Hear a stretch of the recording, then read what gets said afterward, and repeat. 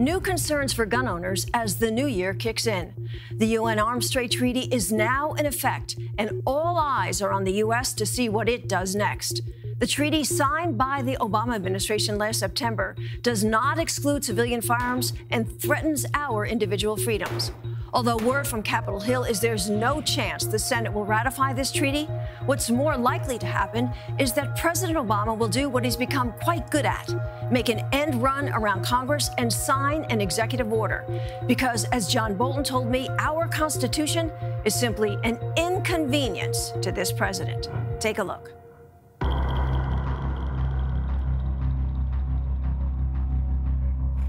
Make no mistake, this treaty will not diminish anyone's freedom. All of us must meet our responsibility to observe and enforce international norms. Well, I think it's like looking through the wrong end of a telescope. This is the most radical president in our history. He's taking steps that have made America less safe all around the world.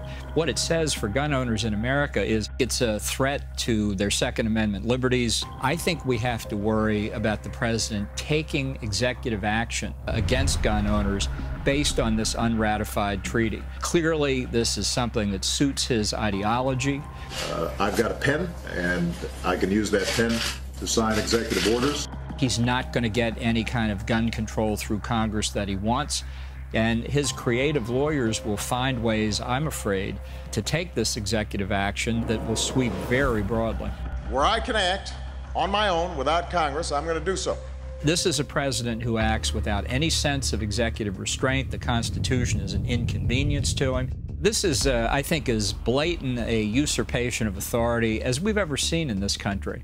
So the issue to me is not what particular policies he's implementing, it's the damage done to our constitutional structures. If you can ignore the separation of powers in the main body of the Constitution, you can ignore the freedoms that are protected in the Bill of Rights, too. I hope gun owners all across America take him to court immediately if he tries to do that.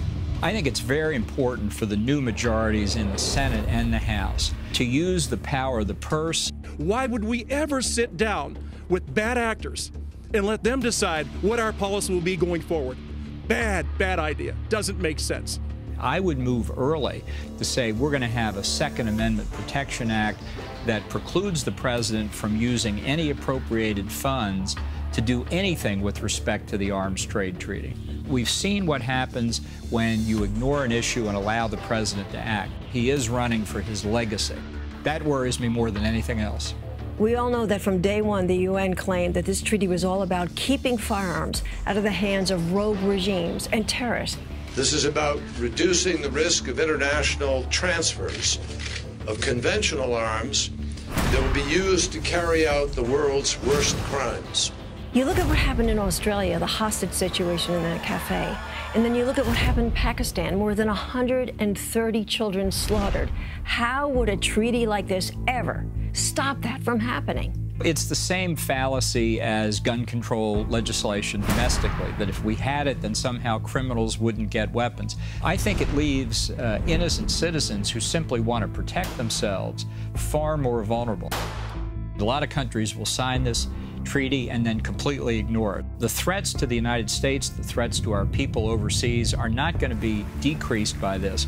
Our troops will be just as much in danger all around the world, our diplomats, our business people, our tourists. The real agenda has always been domestic gun control in America. The rest of it, I think, has been essentially camouflage. At recent meetings to begin implementing the treaty, an anti-gun NGO, Control Arms, the director, Anna McDonald, made the decision to exclude pro-gun NGOs from those meetings, basically running the show. Reason to be concerned? Absolutely. They're very astute politically. Nobody should underestimate their political skills. And particularly with an ally like Barack Obama in the White House, I think they will try and take advantage of the next 2 years, the remainder of his presidential term. I think it's a potentially very vulnerable period for the Second Amendment. We can attend the meetings, and yet there's a proposal out right now that would require the U.S. to pay 22% more than any other country to implement this treaty. and we haven't even ratified it. Well, 22% is the amount we normally pay to fund UN agencies. That's our assessed contribution. But clearly what they're trying to do is take every step they can to act as though the treaty has actually come into force. And this will be interesting to see if the president tries to use appropriated funds to pay that quote-unquote U.S. share. And I think this is another place where Congress, through resolutions, can express no funds appropriated under the statute can be used to pay any amount to the treaty body that the Arms Trade Treaty sets up. John, even if the treaty isn't ratified here in the U.S., how will gun owners here feel the effect of it?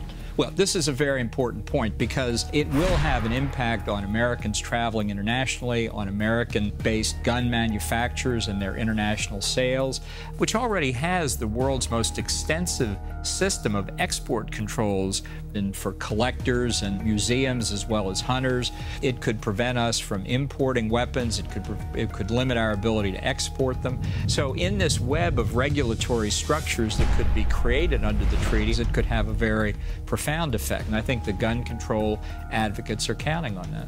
Do you think, though, the American people are waking up, that they're realizing what's at stake if Obama continues to get his way with all these executive orders? I think the president's popularity is at an all-time low. I think the 2014 election results demonstrate people are waking up. More and more people are having buyer's remorse. The problem, I think, for Second Amendment rights is we've got a president in the White House who's fully prepared to abandon the step-by-step approach. And if he can come after this and get away with it, it's hard to see what limit there is on his authority. Even if people don't own a firearm, should they be concerned about a president who is so willing to move forward on a treaty like this? Absolutely. We've got, unfortunately, in the White House now, a classic example of what the Constitution was structured to prevent. A requirement that the Senate, by a supermajority, 2/3, approve all treaties. I think whether you're a Second Amendment advocate or a First Amendment advocate, you have to be concerned when somebody else's liberty is taken away. Because if it can happen to them, it can happen to you. As concerned as you are, John, about the direction this country is headed right now, do you see yourself running for president?